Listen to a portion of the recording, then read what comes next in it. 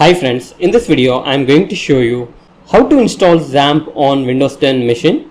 To install Xampp, go to Xampp website. In the Google search, just type Xampp and go to apachefriends.org website, and from here you can select the version of Xampp and you can simply click on download. Once the download is finished, you have to install this file. Now the Xampp is installing on your PC. I am going to pause this video and I will get back to you once the installation is done.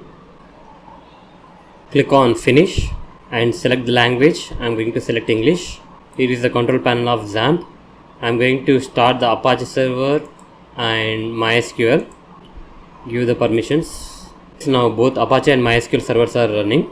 Now let's open the browser and check it. In the browser you have to type localhost / enter. Here you can see the Xampp interface. Now let's open PHP myadmin. Here is a MySQL database. If you want to use the Xampp folder, it will be located in local disk C, and under local disk C you can see the Xampp folder. You need to click on that and you need to select htdocs. If you want to create any website, you need to create a folder in this. For example, let's try it. I'm giving the name as test.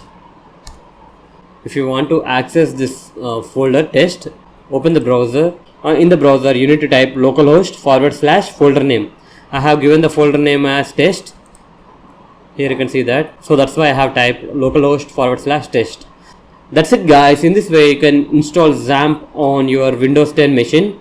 Hope you like this video. Please subscribe to our channel. Thank you. Let it go, make my body go, take our bodies higher and higher.